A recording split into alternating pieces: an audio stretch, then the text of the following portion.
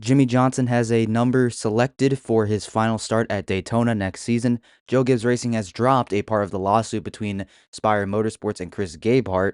And let's check out some of the new rumors about the NASCAR Cup Series schedule.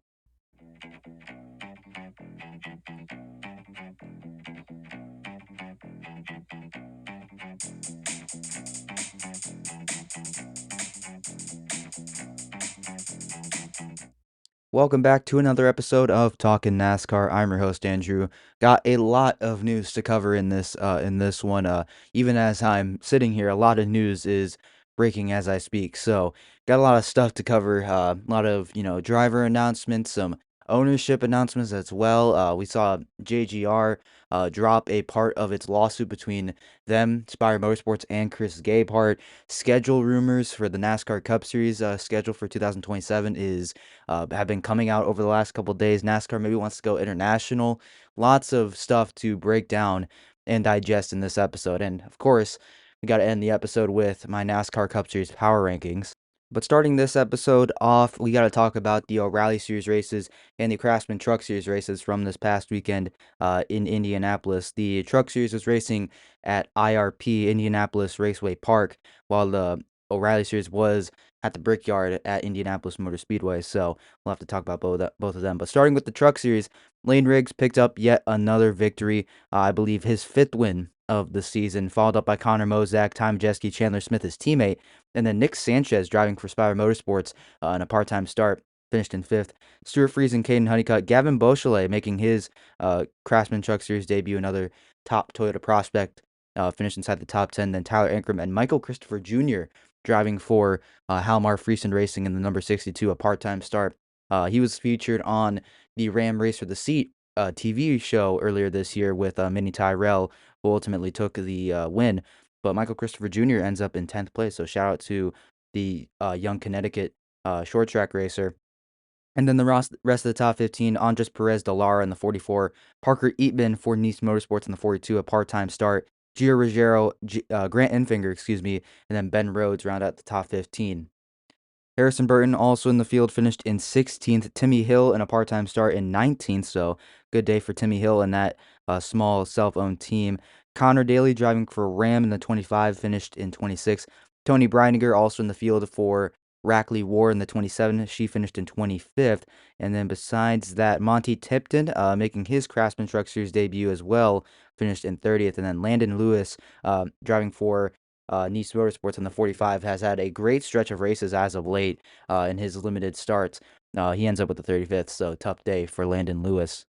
And then jumping real quick over to the O'Reilly Series, Carson Kvapil finally picked up his first career NASCAR O'Reilly Auto Parts Series victory. It's been coming for a long time. He's been so close to so many of those first wins, but finally he breaks through at Indianapolis. His teammate of Allgaier, Chastain, and Chase Elliott all finished inside the top 5, with William Sawalich rounding out the fifth place. Brent Cruz in 6th, Corey Day, Sheldon Creed, Brandon Jones, and then Austin Hill round out the top 10. And then Parker Retzloff, Taylor Gray, Sam Mayer, Anthony Alfredo, and Jeb Burton round out the top 15. Jesse Love just outside the top 15 as well in 16th. Nick Sanchez also gets a 20th place in the O'Reilly Series driving for Peterson Racing. And then besides that, Raja Karuth making his final start of the season with Jordan Anderson Racing in the 32, finished in 22nd. And then besides that, not much else besides that. Jeremy Clements had a great race going. Actually won a stage, I believe. Stage 1, he won Stage 1. He ends up outside the top 30 and 37th, 3 laps down. So tough day for Jeremy Clements to win. It started off so well, so tough break for that 51 team. And then taking a look at the chase standings for both series, in the Truck Series, Lane Riggs is still on top by Caden Honeycutt over 100 points, extending that gap. Chandler Smith is behind by 153 to Lane Riggs, but Christian Eckes, Gio Ruggiero, Caden Honeycutt, Lane Riggs, they are all locked in. So the top 5 in the Craftsman Truck Series are all locked in. Meanwhile, Majeski, Rhodes, Grant Enfinger, Daniel Hemrick, and Stuart Friesen all are not locked in, but Majeski, Rhodes have a pretty sizable gap to the first driver out, which is Tyler Ankrum. Ankrum, the first driver out, is only out by 8 points to Stuart Friesen. Jake Garcia is back by quite a bigger margin than Tyler Ankrum. He is out by 32 points, and then Andres Perez is out by 42 points, Brendan Queen out by, excuse me, 43 points. And then there's quite a gap back to Justin Haley, Tanner Gray. Those are the 15th and 16th place drivers. So going to have to make up a lot more points if they want to make the chase. But it's not impossible, but no, not looking good for those two. And then looking at the O'Reilly series, over half the O'Reilly series top 12, are locked in. Allgaier still leaves now over Carson Kvapil. He has leapfrogged Jesse Love into second place. Love still in third. Sheldon Creed fourth. Corey Day fifth. Brandon Jones sixth, and then Austin Hill in seventh. Those seven are all locked in. Meanwhile, Sammy Smith, Parker Retzloff, Brent Cruz, Sam Mayer, and Taylor Gray are all locked in. William Sawalich is only out by 7 points to his teammate of Taylor Gray and is only out by 13 points to his rookie teammate of Brent Cruz. Raja Cruz is out by 30 to Taylor Gray. And then Ryan Sieg is out by 74 points. So quite a lot of points for Ryan Sieg to make up. Not impossible, but definitely not looking very good for that 39 team. But Carruth and Sawalich definitely are going to be two drivers that may challenge Cruz, Taylor Gray, Sam Mayer for one of those final chase positions. Moving on, we got some big news this past weekend on the NASCAR Coming to Green race preview show on TNT with Jimmy Johnson, Marty Smith, and Jamie McMurray. It was announced with Rick Hendrick also as part of the show that Jimmy Johnson, in his final start at Daytona, the Daytona 500 next season, will be driving the number 48 car next season in the Daytona 500 in his final race. Meanwhile, Alex Bowman, the current driver of the 48, will be driving another car. So, such a cool tribute that Jimmy Johnson is allowed to drive the number that he has made iconic in NASCAR one final time. It'll be his first time driving the 48 since his final full-time NASCAR Cup Series start, which was at Phoenix back in 2020. So, really cool stuff there. Alex Bowman most likely will be driving another number. If I had to guess myself, I'd probably say the 25 number will be the number that Bowman drives on his door next season in the Daytona 500, but he'll have the 48 returned to him probably after that. So, I've seen other theories that maybe Hendrick will, have other numbers rotated, like just to tribute Bowman in his final season with like some of his dirt racing numbers and all his dirt racing accomplishments. Maybe we could see that. But yeah, definitely very interesting. And now that I think of it, this is maybe the only second time that I've seen another NASCAR Cup Series number recently that has been loaned to another team to in that final driver's final season. I remember 2023 when RCR loaned the 29 to Kevin Harvick when he drove in the All-Star race at North Wilkesboro. So that was a cool moment. And I think we'll be seeing something similar with Jimmy Johnson in the number 48 Toyota Camry for Legacy Motor Club next season, which is way better than Jimmy running the number 13 in the Daytona 500 next year. Moving on, though, earlier this week, we got some Craftsman Truck Series news concerning their silly season, and it's going to be about Chandler Smith and Front Row Motorsports, as Front Row announced that Chandler Smith will not be returning to the team in 2027. In a statement they said on X, quote, Chandler Smith will not return to Front Row Motorsports in 2027. We look to extend our gratitude to Chandler for being a great representative of our Craftsman Truck Series program. The list of accomplishments that he and the number 38 team have obtained are impressive, with 4 wins to date over the past 2 seasons, and we wish him the best on his continued career path. The team will remain committed to competing at the highest level in the series and contending for championships for the remainder of 2026 and beyond. Additional updates for our 2027 plans will be shared when available. So Chandler Smith not returning to the team. He's had a very solid season with Front Row. He had 2 wins last year. He's already matched that win total a little over halfway through the year already. So been a very solid season from Chandler. He was barely top 10 in points last season, made a good run in the playoffs last year.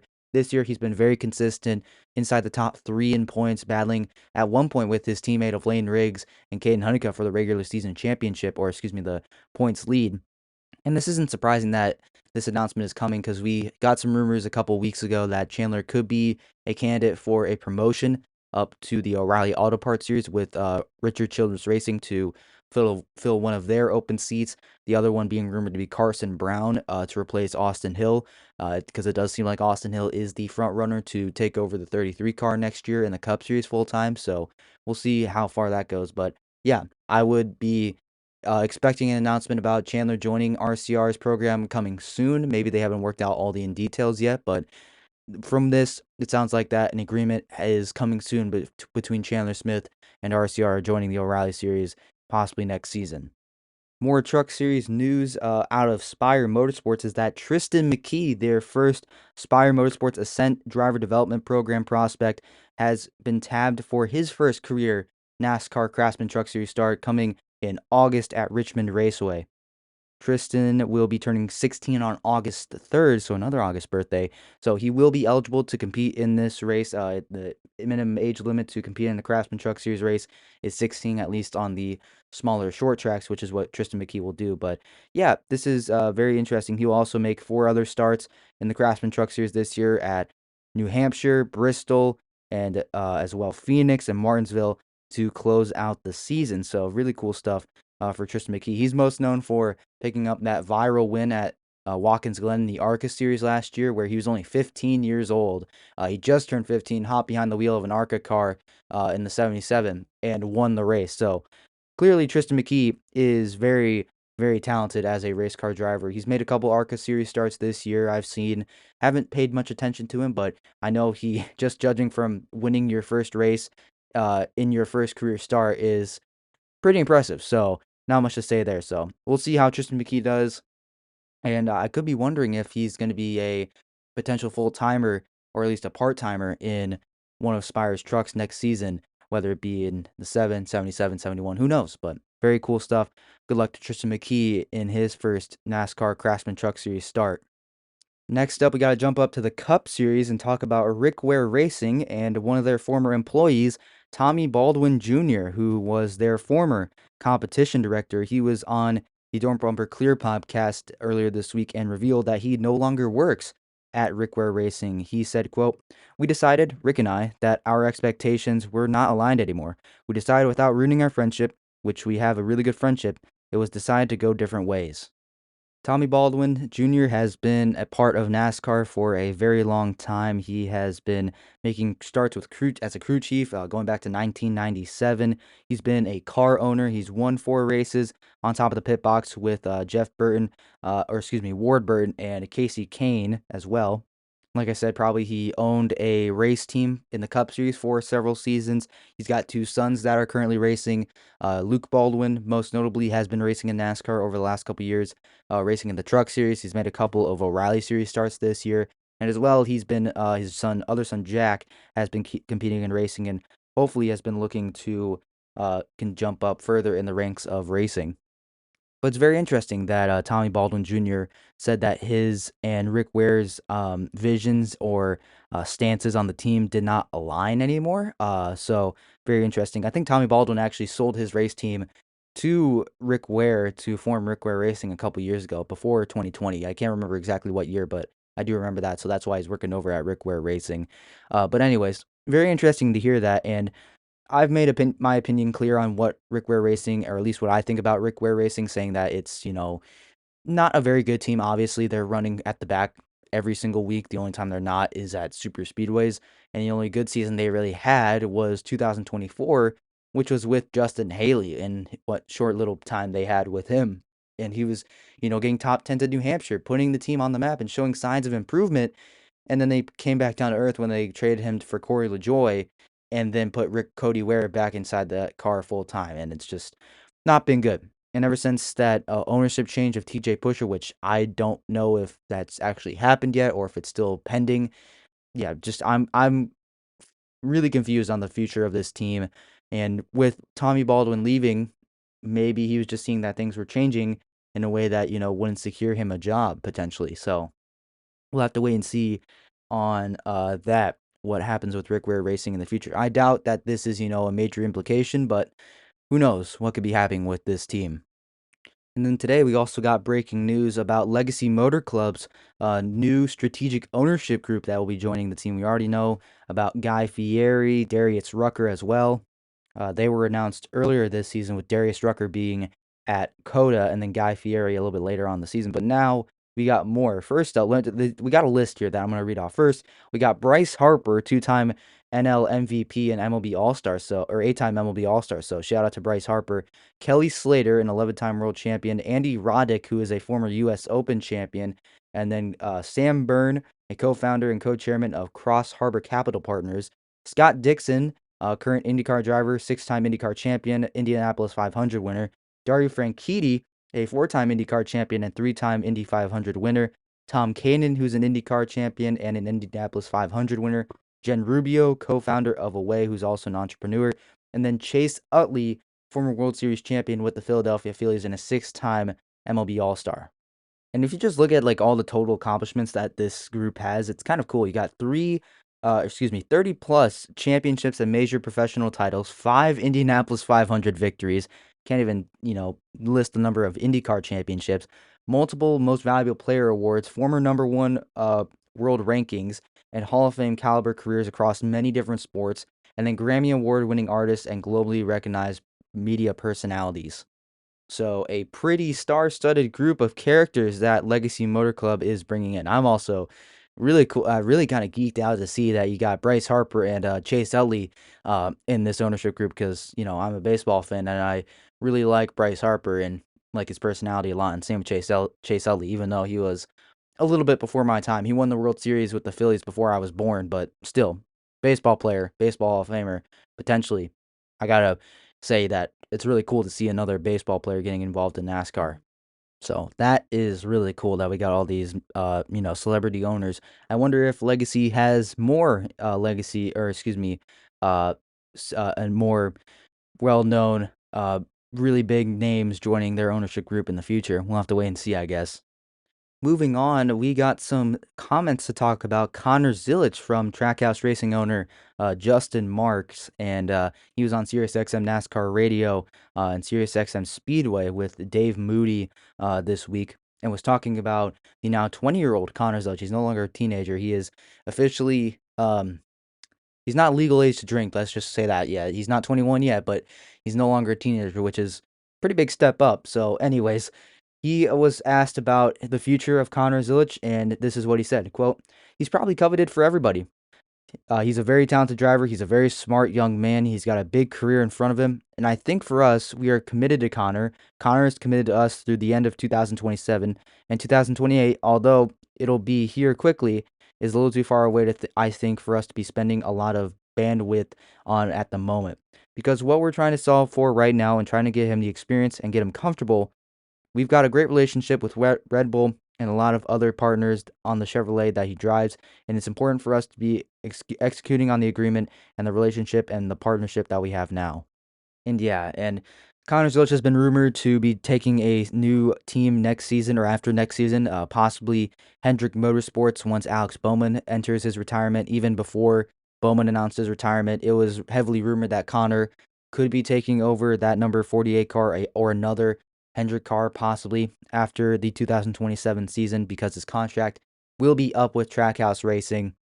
And it's been known that Hendrick Motorsports, one of the biggest juggernauts in the sport, they're known to get who they want when they want. So, yeah, it's not out of the realm of possibility that, Connor Zilic, who is going to be 21 after next season, will be heading over to Hendrick Motorsports in 2028. And honestly, I'm buying into that. I think if you're Connor Zilic, it's hard to say no to Hendrick Motorsports. And if you're Hendrick Motorsports, you can't not say no to a prospect like Connor Zilic. After the O'Reilly Series season he had last year, in his first full-time season as in professional stock car racing in NASCAR, had an incredible rookie season, should have been the champion, but regardless, that's another story for another day. And even though he struggled this year, I do think it's more of a Trackhouse and Chevrolet problem than it is a Connor Zilic problem because he's doing the best he can, man. Like he's gone. You can hear the frustration in his voice when he's on the radio after he crashes a couple times here and there that he's trying his hardest. And yeah, Trackhouse has not been good outside of SVG on road courses. Chastain has not looked good. SVG on ovals has looked good here and there, but overall hasn't looked very good. And then Connor Zilic, as a rookie, most of the season, 19-year-old rookie, he's had his struggles, and that's to be expected for someone who's still a teenager to have their struggles in the premier level of stock car racing in North America. So it's just him trying to learn the car, get experience, and do the best he can and get more experience for next season in his sophomore year. that's the best that really Connor Zilisch can do. So we'll have to wait and see on what Connor Zilisch maybe decides to do after 2027, or even in midway through 2027 if he wants to stay committed to Trackhouse. Because again, he's committed to their team, like Justin Mark said, through the end of 2027. 2028, it's wide open. Nothing is planned yet for Connor Zilisch. Nothing is planned yet for Justin Marks and Trackhouse. Trackhouse probably would and should try to retain Connor Zilisch for at least a couple more seasons. And, when Connor Zilisch establishes himself, he probably will be an even more coveted prospect and target for several other NASCAR Cup Series teams to bring in. But it's all still speculation.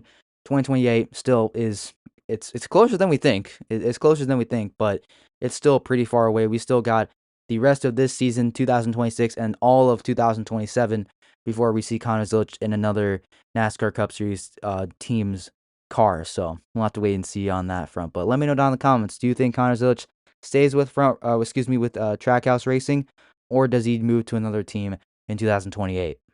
Moving on, NASCAR 26 has got an official gameplay trailer from iRacing, and I watched it. It was previously announced when uh, iRacing would release NASCAR 26, their second establishment or second game that they will be producing for NASCAR. And I looked at the gameplay trailer. Looks pretty solid. Got some new features in the game. The game still looks pretty solid. Looks really good aesthetically. Overall, can't say too much because I haven't played NASCAR 25 and probably don't plan on it because I don't think I have a console that, can support or even play NASCAR 26. But, still, it looks visually appealing.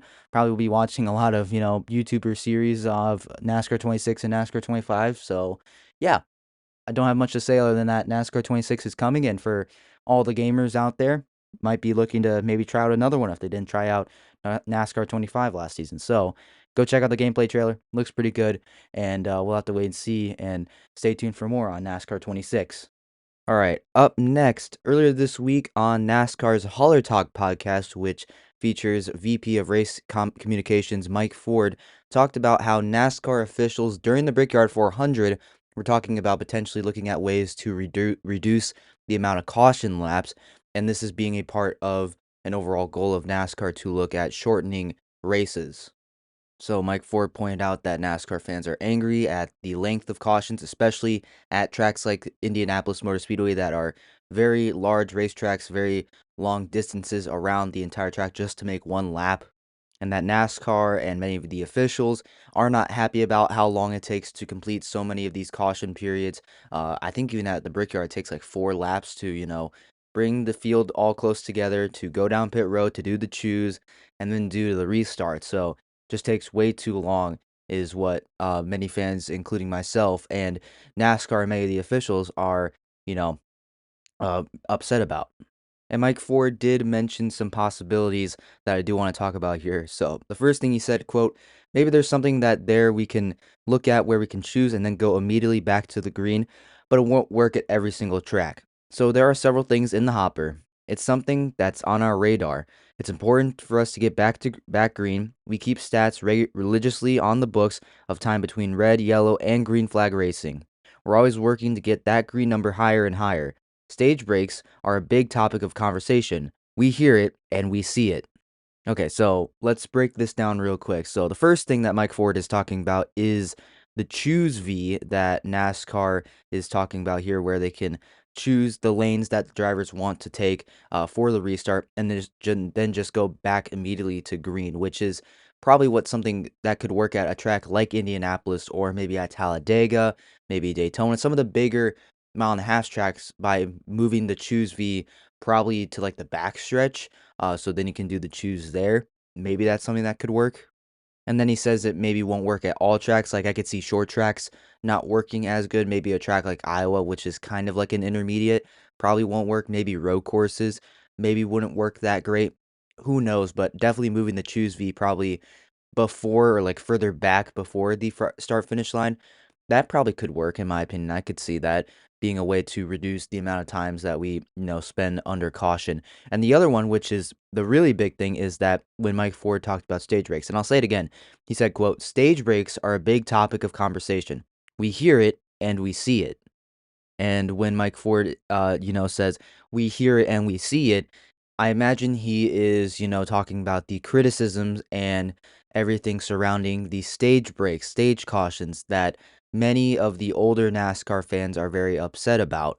And in my opinion, an easy way to reduce the amount of caution laps we have and shorten races is maybe to get rid of stage breaks. And we've heard drivers even talk about this, saying that they would just not like to see stage cautions. They can still give out stage points, but don't give up or just don't throw out the caution to end a stage. That way you can still have lots of green flag racing, extend the green flag runs, and just not have cautions, very many cautions. Like you'll just have normal cautions out on the racetrack for cause, like a car spinning out in a turn or hitting the wall on the front stretch. I think that could be probably the biggest way that NASCAR reduces the amount of times we're under caution and the caution laps and shorten the race distances. And I do like the choose cone idea as well. And off the top of my head, I can't think of very many because, cautions vary. Like, again, cautions for cause. It can take a long time for the track to be cleaned up. It can take a long time if there's damage to like the safer barrier. That can take a long time to clean up. So there really is no perfect way to address this, and there is no like one glaring answer to fix it all. It's just you got to eliminate and like cost cut in a way with these caution laps. And I think with the choose cone being a simple solution, and same thing for the stage yellows, just eliminate those altogether, and you'll shorten those caution lengths and reduce the amount of times that we're under caution and shorten the race distance overall. But let me know down in the comments what you think. What should NASCAR do to eliminate some caution laps and shorten the race lengths?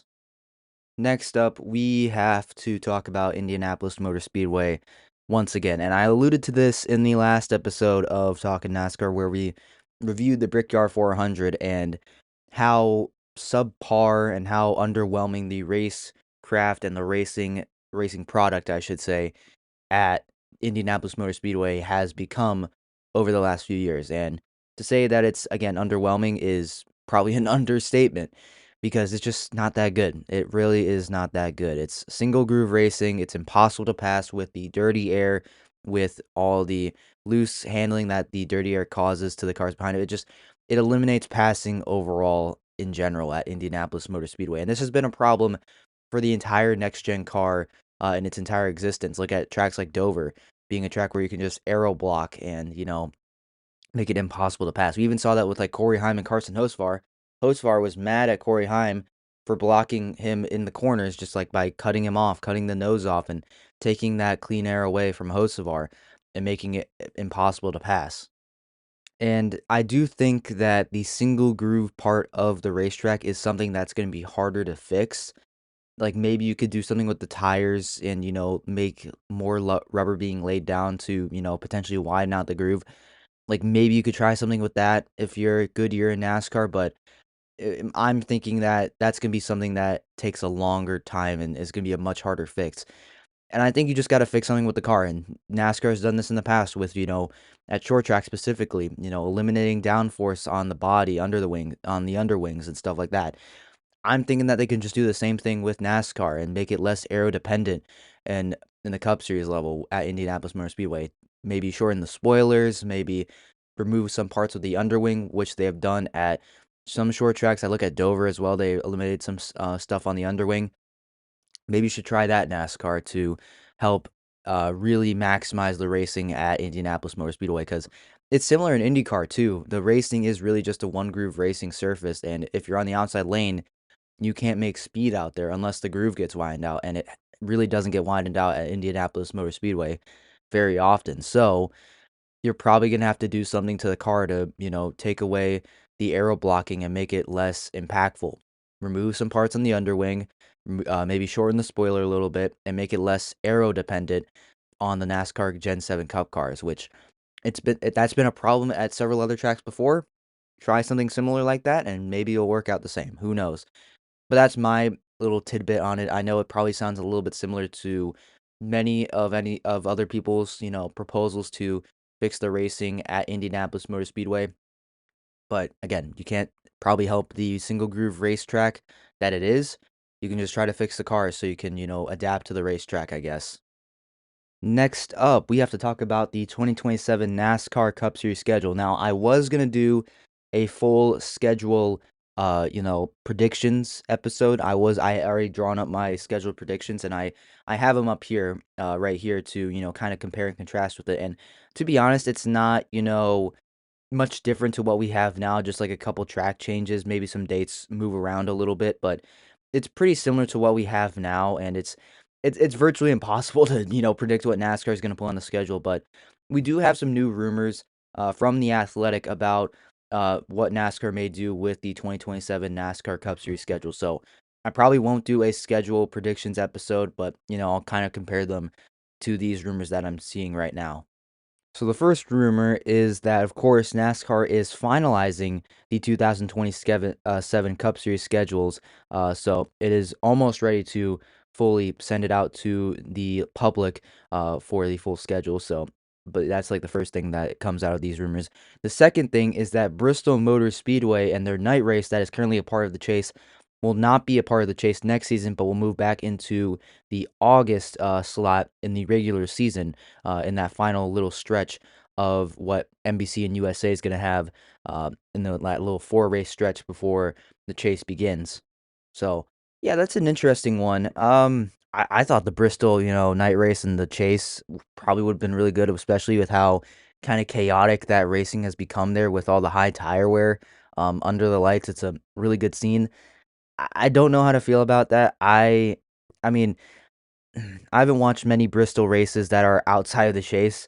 So and the only ones that are, I've seen are in the day, so I don't know how they will react, but I'm a little bit unsure about that one. I do think it's a good slot to have in the middle of the chase. It creates a lot of, high intensity racing because it is called the last great Coliseum for a reason. It's awesome, and the racing there has been really good over the last couple years. So yeah, I don't know about that one. The other one is that Darlington and the Southern 500 and Gateway, Worldwide Technology Raceway, will not be a part of the chase as well next year, which Gateway I could see. I don't think Gateway belongs in the chase. I think it belongs as a regular season date. I don't think will produce the high intensity racing that it needs in the chase.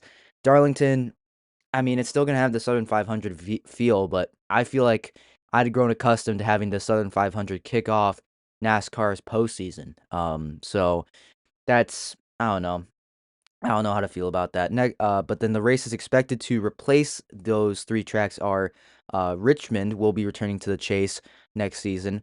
New Hampshire will be getting a chase date, and Watkins Glen, which was previously announced back in May, will be returning to the chase as well. And I do like Watkins Glen returning.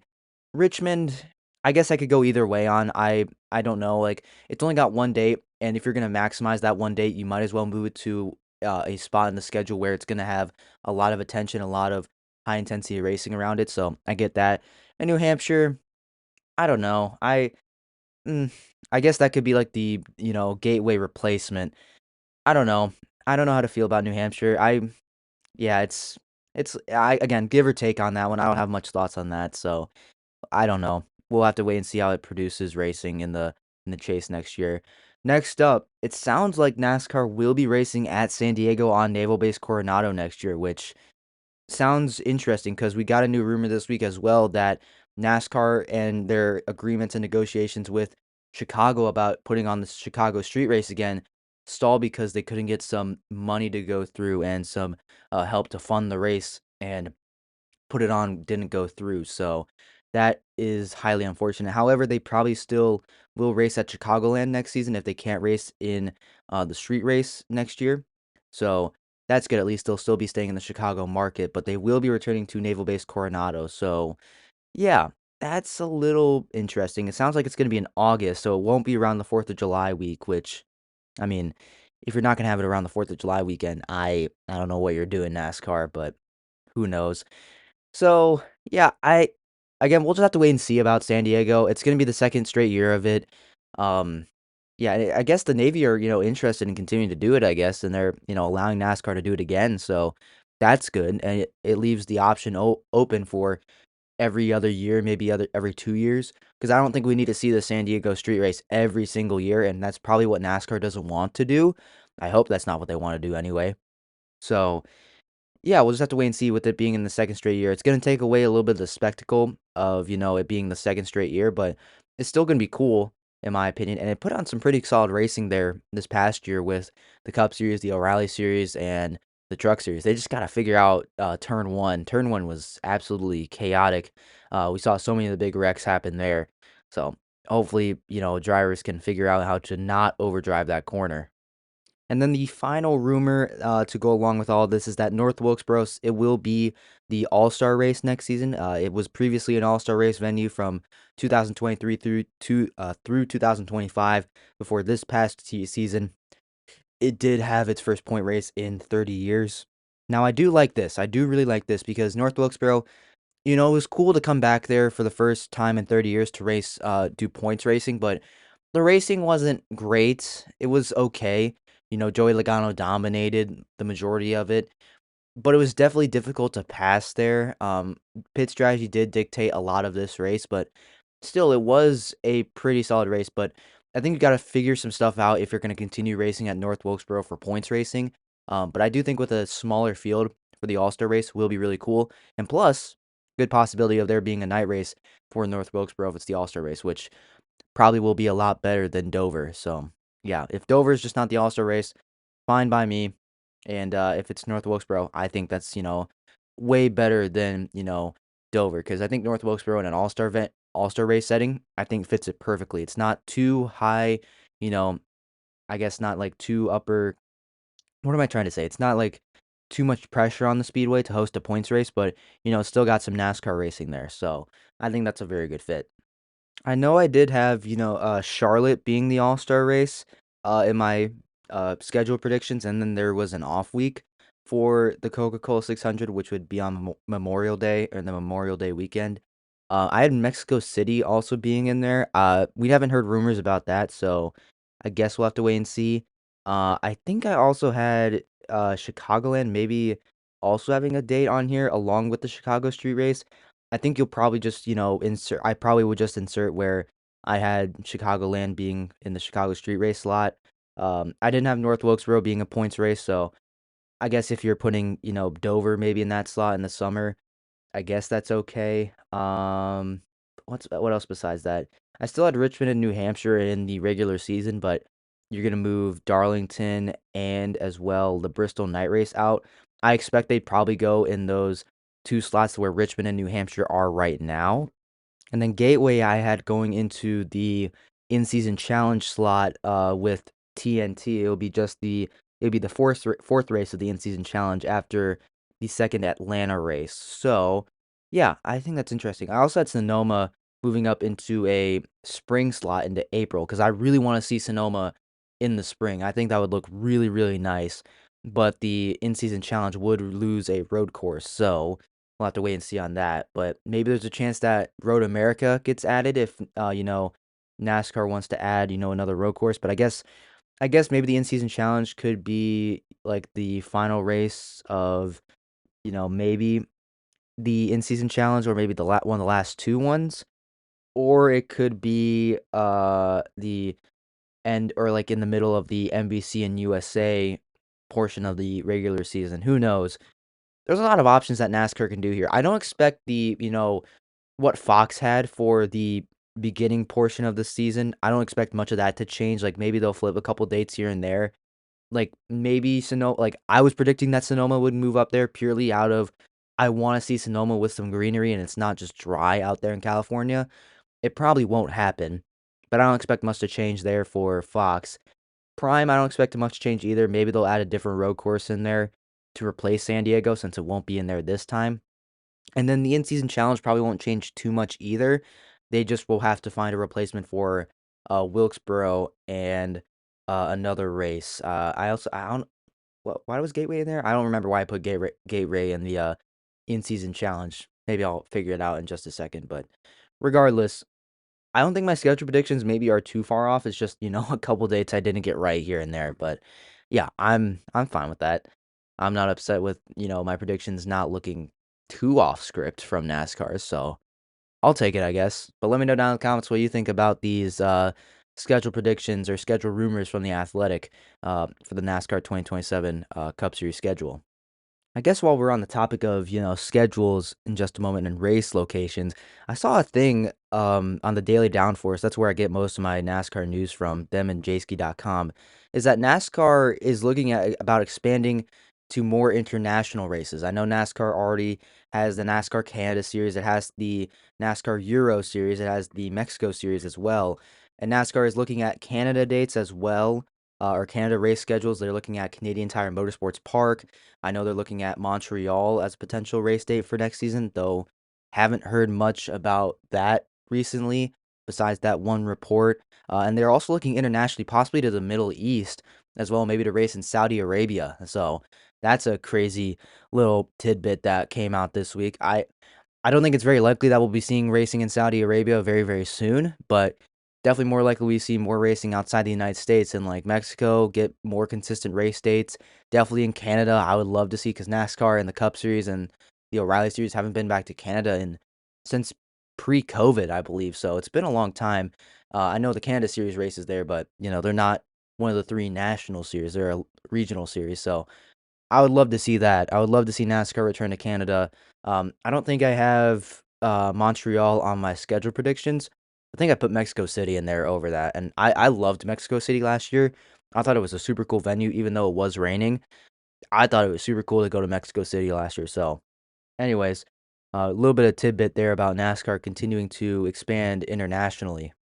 Next up, we have to once again talk about the ongoing lawsuit between Joe Gibbs Racing and their former employee Chris Gabehart and his current team Spire Motorsports. And on Wednesday, Joe Gibbs Racing made a motion to withdraw a allegation from this lawsuit. And this allegation actually was one of the bigger ones that Joe Gibbs Racing initially alleged towards Chris Gabehart and Spire Motorsports. It was that Chris Gabehart was actively influencing competition and strategy decisions for Spire Motorsports. However, Joe Gibbs Racing did state in this court filing that it does not have the non-privileged information to support this claim. So that's why they withdrew this allegation, asked it would be stricken from the record. Now, again, I've said this many times when some of these updates come out, but I don't know if this is, going to be part of the much larger picture that will overall influence the lawsuit between these two sides. But clearly this is something that, Joe Gibbs Racing just couldn't follow through on one of these allegations. They couldn't find any evidence of it. So I'm wondering how much of this lawsuit may continue to go towards Joe Gibbs Racing and how much they're able to prove about Chris Gabehart and Spire Motorsports. So I don't think this will have a big influence and big, overall prophetic, prophetic signs on the rest of the lawsuit to come. But who knows with how long this lawsuit is going to continue to go on? Because I think the trial date's scheduled for next February, I believe. It's not for a while. And we still have no idea if this lawsuit may get settled. Uh, yeah, so this is just another update. It's not just another update. This is a huge allegation that was dropped, but it's hard to know how much this will actually play into the rest of the entire lawsuit. But we'll have to wait and see for the rest of the lawsuit to unfold, I guess. Alrighty, but I think that now we have all the news out of the way. It is time to move on to the final segment of today's show, my NASCAR Cup Series Power Rankings post Brickyard 400 edition heading into the off week. The only power rankings you're going to get for the next 2 weeks. So let's see who they are heading into the off week of NASCAR. Starting off here, we got a couple, more actually than a couple, we got a lot of honorable mentions to get into, so let's just go ahead and breeze through them real quick. First up is Corey Heim. He just picked up the victory at Indianapolis, winning his second race and only his 15th career start, making history alongside drivers like AJ Foyt and breaking some other records from some other NASCAR legends. So it's truly impressive what Corey Heim has done, but since he's not a full-time driver, I can't in good conscience put him inside the top 10 because he's not going to run every single race. But I gotta shout him out here because he's been incredible in his limited action in the NASCAR Cup Series. Another one is Ryan Preece, back-to-back top 10s for the 60 team of Ryan Preece, 8th at Indianapolis and 10th at North Wilkesboro, and then had an 8th place at Sonoma a couple weeks ago. So Priest, it's been a little bit of an inconsistent stretch, but 2 really solid finishes are definitely something to keep an eye out for as we head into a good short track stretch, which should be good for Ryan Priest, who grew up as a late model short track racer out in Connecticut. And I also got Brad's teammates of Brad Keselowski and Chris Buescher as honorable mentions. Keselowski as well has back-to-back top 10s, both at Indy and North Wilkesboro. Definitely been a tough stretch for Keselowski. He is currently the 4th driver out of the chase, so he's going to need a lot to go right, but heading again to some short tracks, which have been the strong suit for RFK and Ford as of late. So maybe the good things will continue for the entire team at RFK. And then Chris Buescher as well. He was in my top 10. He's been so consistent, but it's just been a little bit of a struggle for him as of late. Very inconsistent. Top 10 at Echo Park Speedway, 20th at North Wilkesboro, and then finished 11th at Indianapolis. I just can't put it inside my top 10, even though these good runs are good, just not consistent enough. I also got Bubba Wallace as an honorable mention. Again, the good finishes for Bubba are good. The inconsistency, though, is very apparent. It's just one bad week, then a good week. Bad week, then a good week, then a bad week again. And that's what we saw at Indianapolis with another disappointing finish in 28th. For the guy that won this race last year, didn't do much on Sunday, even though he had a pretty fast car. Just couldn't do anything. So, Bubba Wallace is once again an honorable mention in the top 10. And then finally, I got Austin Cindric. Again, he's just weirdly, consistently just inside the top 15. 3 straight finishes of 14th place, and then the 2 before that are 13th. So I don't know what to say about Austin Cindric. Even at Pocono, he finished 14th, and 11th he finished at Michigan. So again, he's been consistent. He's been weirdly consistent. It's just not very good consistent. I guess it's just really average consistency from Austin Cindric. So I got to give him some credit there. So he's going to be another honorable mention this weekend. But starting off the top 10, a big dropper in this episode, down to number 10. I got Chase Elliott in the number 9 car. It has been a struggle for this number 9 team, and it's not like he's been doing consistently bad. It's just been really kind of average and underwhelming, I guess. He's finished inside the top 15 4 out of the last 5 races, excluding Sonoma, I guess. And then Indianapolis finished in 37th. Didn't have a good car. Got involved, hit the wall with Ricky Stenhouse Jr. Ended his day pretty much. It's just not been good for Chase Elliott. His last really good run, I guess, came back at Nashville when he finished inside the top 10. But even that one, he struggled for pace and got up to the front using pit strategy. So I don't know. Elliott's in a weird spot. I'm willing to give him the benefit of the doubt because we do have some good tracks coming up for him. Maybe this team just needs an off week to rest up and recharge so they can come back for the second half of the year and push for the chase and head into the chase on a really strong note. But it's not looking good for William Chase Clyde Elliott moving on into the final weekends of the regular season. Back up inside the top 10 this week at number 9, I got the Hurricane Carson Hocevar. 3 straight finishes of pretty solid results. 9th at Indianapolis, 13th at North Wilkesboro, and then 3rd at Echo Park Speedway. Wilkesboro faded a little bit, but started up inside the top 5. So Hocevar has been having some pretty solid qualifying speed, just not quite getting the best results he can possibly get. But still, I've been liking what I've been seeing from Carson Hocevar. He's had a lot of run-ins with his good friend Corey Heim as of late, but Corey Heim shouldn't be in the field for the next couple of weeks, so hopefully Hocevar will be able to find a second win heading into the chase. Though he is up to 5th in points, so gotta say, Hocevar is doing a pretty good job out there in the 77. At number 8, now finally up inside the top 10, I got Joey Logano in the 22 team. Yeah, 3 straight finishes of being inside the top 10. Yeah, that'll give it to you, including a win and a top 5. Yeah, that's been pretty good stuff from the 22 team of Joey Logano. And don't forget, he finished inside the top 15 at Chicagoland to really kickstart all this momentum. He's capitalizing and getting hot at the right time. Once again, is that 22 team of Joey Logano. So just got to give him credit. They know how to produce in the biggest moments. So Logano finally jumps back up inside the top 10 at number 8. Next up, down all the way to number 7, 4 spots. Oh my goodness. It's Kyle Larson in the 5 team. Yeah, not a great stretch of races. Last 4 have not been good. Best finished to 15th in the last 4 races. Not good. And that was at Wilkesboro, where he didn't show much speed. Besides that, finishes in the 30s. Yeah, not good for Kyle Larson. He's still inside the top 10 in points, but he's down to 8th after he was in 6th last week. Yeah, not good for Kyle Larson in that 5 team. Again, maybe Hendrick overall as a team Needs just a rest week to recharge, regroup, to finish the season strong. I'm hoping that's just the case because, yeah, not been good for the 5 and the 9 team. Next up at number 6, down one spot from last week, I got Tyler Reddick. Again, he had a good week. It was 10th place, 2 top 10s in the last 3 races, but the lows for Reddick have just been really low. I will give him credit at North Wilkesboro. He probably would have had a pretty decent result if it wasn't for a Hendrick car of Alex Bowman coming to pit road. So I'm willing to give that to Tyler Reddick, but just some of the guys in front of him, especially the guy right in front of him, had really good weeks these last couple weekends, especially at Indianapolis, who, again, it wasn't bad for Reddick. It just wasn't as good as some of these other drivers. And yeah, he's definitely fallen off a little bit. He's down to second in points. He's losing touch with Hamlin just a little bit. Maybe he'll gain it back after the off weekend, heading into the final stretch of the regular season before the chase begins.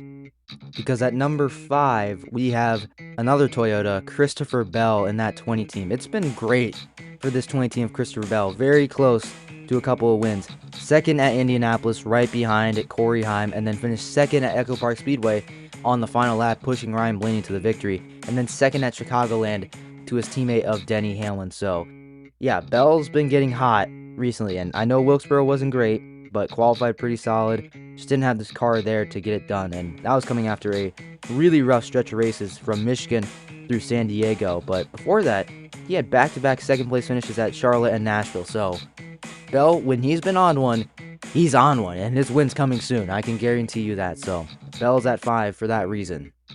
At number 4, still got Ty Gibbs, another Joe Gibbs Racing Toyota. Again, solid weekend at Indianapolis, finished inside the top 10 the last previous 4 races at Wilkesboro, Echo Park Speedway, Chicagoland, and Sonoma. And, it's been a pretty solid stretch for Ty Gibbs up until that point. Only one bad finish at Michigan following the Coca-Cola 600. So, not bad for Ty Gibbs. Still 4th in points, doing a really good job. Not much to say otherwise about Ty Gibbs, so sticking at number 4. Now we finally got our first big riser of the episode, or the power rankings, excuse me. At number 3, we got Chase Briscoe up 3 spots. Yeah, Briscoe, he's been killing it as of late.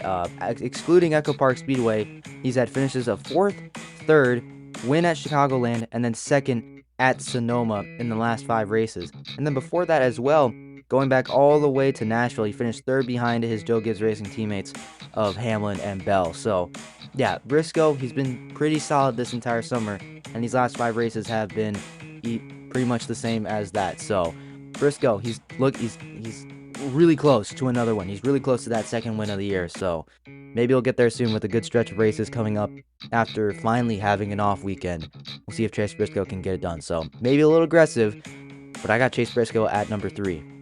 And then at number 2, I got Ryan Blaney once again. I could have dropped him down, but he was having a pretty solid race at Indianapolis before he got involved in that crash, which, let's be real, wasn't his fault. He also did lose the in-season challenge, so a little bit of a tough way to end that little stretch of the Prime and TNT portion of the schedule before heading into the off week. But before that, Blaney had his top 10 streak last weekend at North Wilkesboro, finishing in 11th. But yeah, not too far removed from that top 10 streak that he had going since Dover, which is the All-Star race, which isn't even like a true points race. And you can go back all the way to Watkins Glen where he finished 11th. So yeah, Blaney's been extremely consistent, is making a really good case to be number 1 in the point standings. He's right in that conversation for the points lead with Hamlin and Tyler Reddick. So keep an eye out for Ryan Blaney in these final 4 races, because there's a chance that he could make some noise moving forward.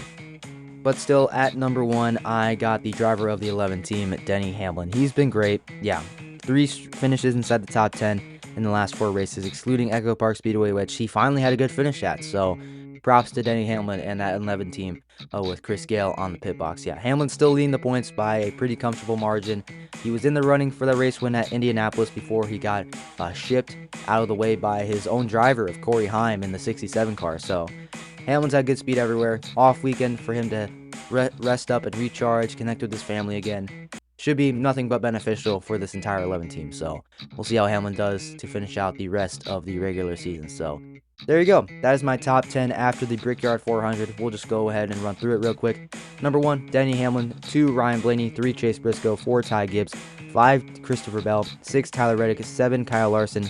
8, Joey Logano. 9, Carson Hocevar. 10, Chase Elliott. With the honorable mentions being Bubba Wallace, Austin Cindric, Chris Buescher, Brad Keselowski, Ryan Preece, and Corey Heim. Oof, that was another long one that we covered in this episode of Talkin NASCAR. A lot of stuff talked about, discussed, whatever verb you want to use in that scenario. So that's going to do it, though, for this episode of Talkin NASCAR. Hope you all enjoyed. Thank you so much for tuning in. Make sure you go check out Talking Sports with Miles and Andrew. I'll have links into that show down in the description below. So go check them out. Click them. Spotify, YouTube, Apple Podcasts, wherever you get them. If you're like what we're doing over here, follow so you never miss another episode moving forward. So I'll see you very, very soon for the next episode of Talkin NASCAR. Have a great off weekend, everyone.